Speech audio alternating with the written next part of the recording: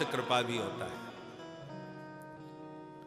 विमुख जीवों को अपनी कृपा के बल पर जो भगवान के चरणों से जोड़ करके प्रभु का कृपा पात्र बना देती हैं, उन भगवान की कृपा शक्ति का नाम योग माया वृषभानुनंदनी राधा रानी। इसलिए ब्रज में कृष्ण कृष्ण कोई नहीं बोलता, सब राधे राधे पुकारते नजर आते हैं, क्योंकि राधा रानी की कृपा से ही गोविंद की कृपा की पात्रता आती है। और व्यवहार में भी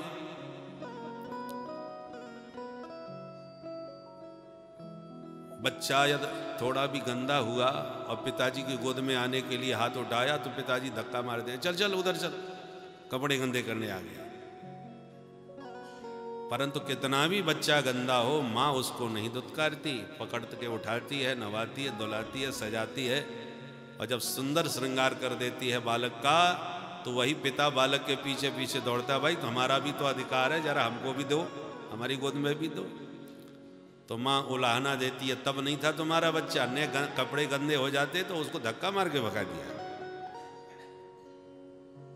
इसलिए हमारे यहाँ सबसे पहले श्रुतियों ने भी कहा मातृदेवो भव, दूसरे नंबर पर पितृदेवो भव। माँ का स्थान पहला है हर जगह। माता रामो मत पिता रामचंद्र, त्वमेव माताश्च पिता त्वमेव। पिता दूसरे नंबर पे है हर जगह। इसलिए नाम में भी सीताराम, राधे श्याम, गौरी शंकर, लक्ष्मी नारायण, मातृशक्ति का नाम पहले है, क्योंकि मां की कृपा के बिना पिता का कृपा पात्र बनना सामान्य व्यवहार में भी बालक के लिए संभव नहीं है। बालक अपराधी भी हो तो मां पिता के कोप से उसे बचा लेती है, और मां ना हो तो फिर पिताजी से बचाना मुश्किल है, फिर तो जम के पिटाई होती है। बोलो राधे राधे राधे राधे। बाली बड़ा अपराधी है कि जयंत? रामचरितमानस में बाली ने राम जी का कुछ नहीं बिगाड़ा, अपने आपसी भाइयों की लड़ाई थी, और जयंत ने कितना बड़ा अपराध किया कि मां के श्रीअंग पर चंचु प्रहार करके इतना खतरनाक घाव कर दिया कि रक्त की धारा बह गई। तो हम निवेदन कर रहे थे कि योग माया शक्ति कौन है? भगवान की आह्लादनी शक्ति राधा रानी। अपराध की दृष्टि से जयंत का अपराध भीषण था। किशोरी जी के ऊपर प्रहार करके उसने रक्त की धारा बहा दी।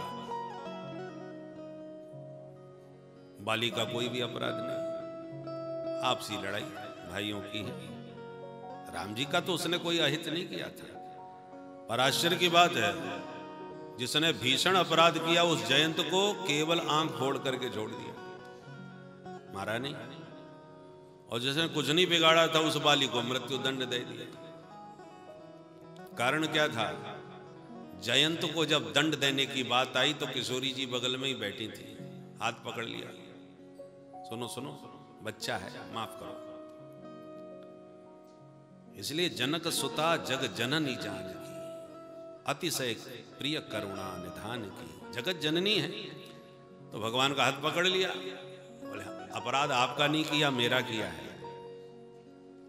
और एक बालक मां का अपराध करता ही रहता है, गर्भ में आने से लेकर के कितने अपराध नहीं करता, कितना कष्ट मां को नहीं देता। और मां अपने बच्चे के कष्ट को ध्यान में थोड़ी रखती है। और माता जानकी जी ने सब प्रकार से समझा बुझा करके भगवान को दंड देने से रोक दिया। तो भगवान को विवश होकर के अपना हाथ पीछे करना पड़ा, थोड़ा सा दंड निमित्त मात्र करके भगा दिया। और जब बाली को दंड दे रहे थे तब किशोरी जी साथ में नहीं थी। तो पिता का कोई हाथ पकड़ने वाला नहीं था, तो पिता जो जैसे चाहेगा वैसे चाहेगा वैसे दंड देगा। इसलिए मृत्यु दंड वाली को मिला, क्योंकि किसी ने हाथ नहीं पकड़ा। और इसलिए भगवान को लगा कि निशाचरों का वध भी किशोरी जी करने नहीं देंगे। इसलिए किशोरी जी से कहा कि जब तक हम निशाचरों का वध करते हैं, अपना काम करते हैं, तब तक तुम एक काम करो, अग्नि में निवास करो।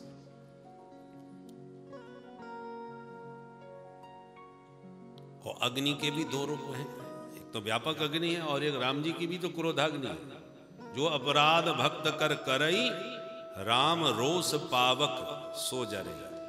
और भगवान ने कहा कि तुम पावक मह करो निवास। इस निशाचरों का संहार करने के लिए हमारा जो प्रण है, विनाशाय च दुष्कृताम, उसकी पूर्ति के लिए हमारी क्रोध रूपी पावक में थोड़ी देर आप बैठ जाओ शांति के साथ, हमको अपना यह कार्य सिद्ध करने दो। इसलिए मां का स्थान बड़ा महत्वपूर्ण है। मां की उपस्थिति में पिता को भी दंड देना बड़ा कठिन हो जाता है। इसलिए यहां पर योग माया कह के किशोरी जी का स्मरण सुखदेव जी कर रहे हैं कि जो निरंतर जीवों को योगाय संयोगाय या माया कृपा, जो भगवान की कृपा शक्ति माया शक्ति हैं, उनका स्मरण किया। माने वृषभानुनंदिनी राधा रानी का भगवान ने आश्रय लिया।